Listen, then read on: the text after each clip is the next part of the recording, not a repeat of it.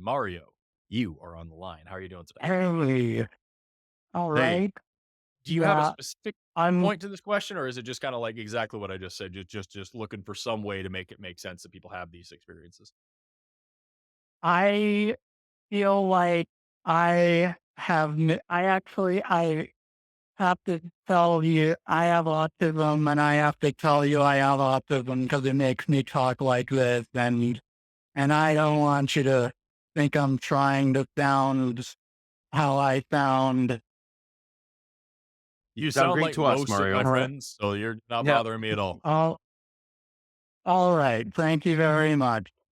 So I feel like I've come to an understanding of what happens in these experiences through having all the pieces of one of these experiences myself, little by little, like one at a time,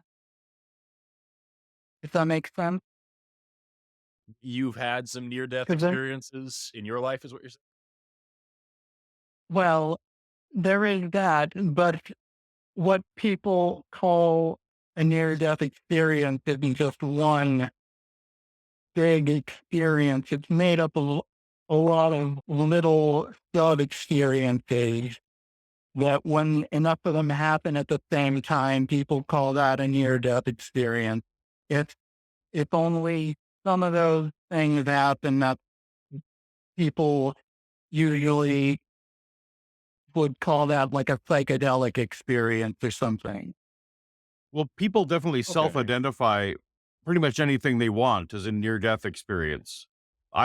Yeah. I've been I actually do actively study near-death experiences in my work, and I not in my like day job work, just in what I do here online.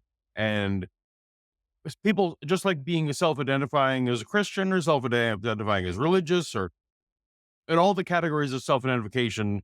I've had people who just kind of I think they just like blacked out for a minute and they say they saw lights, right? And that's a near death experience. So maybe you can clarify exactly what you mean rather than having us all as a group telling other people what their near death experiences are. Yeah.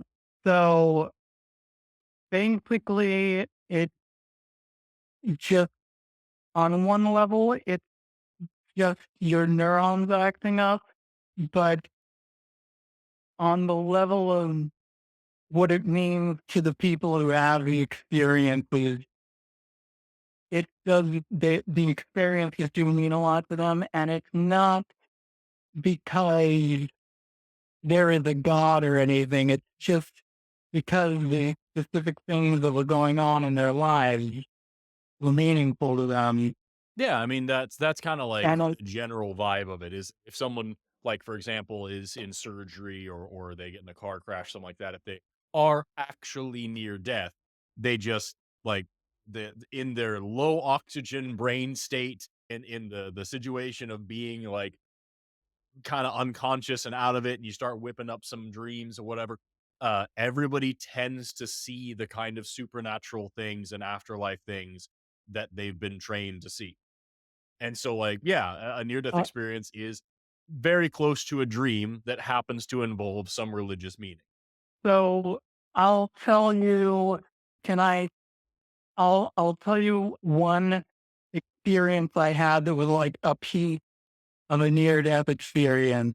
And then I can tell you like there's an explanation for it. And then there's like in the, the physical, and then there's an interpretation of it, which is just the meaning you take from it. I mean, if you want to, you can, but I think we're all on the same page about it. Okay. So, that what one time, so, how people who have near death experiences, some of them will report seeing the light at the end of the tunnel. Hmm. Which is a So thing I, you get tunnel vision when you have low oxygen supply to your eyes, which is a thing that happens usually whenever, like, if your organs are shutting down, if your brain's dying, it's gonna divert blood to your vital organs and you lose eyesight. The first time I ever donated blood, I got tunnel vision because I had a sudden drop in blood pressure and my body diverted blood away. from like non-vital parts like eyeballs. Yeah, it's a thing that happens.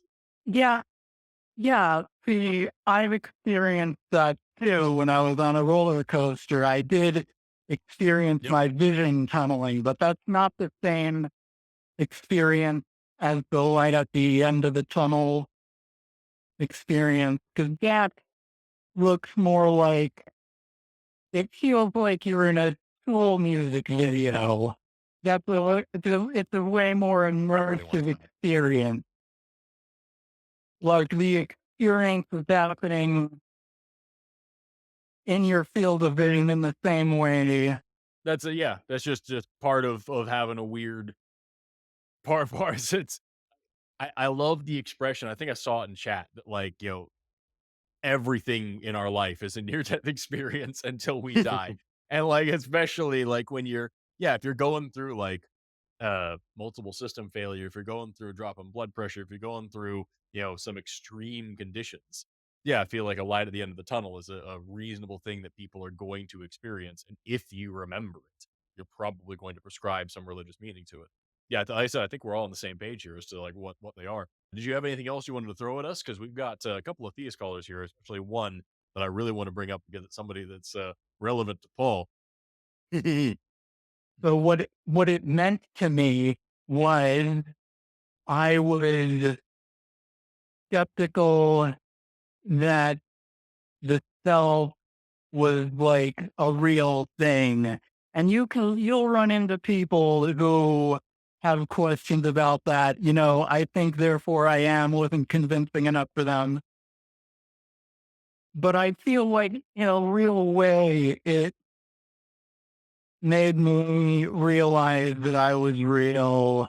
And because I already knew that I already accepted materialism, so that it seems like materialism is harder for most people to accept. See, that was the easier thing for me to accept. It was harder Makes for me sense. to accept was that the self is like a continuous thing while really exists.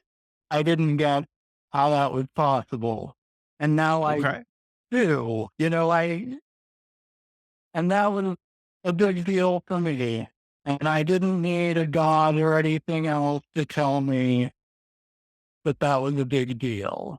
And I feel like I earned that knowledge because I also had to do a lot of research, a lot of reading. I literally had to read an anthropology book on the self to learn more about what makes up the self. Mhm. And then I was ready for the experience where I listen to Tool High and I'm in the music video. You see how that Right. works? Well, I'm glad you It were is able to all come to those conclusions, Mario. That's amazing. Great. yeah. Thank We need you more people very like much.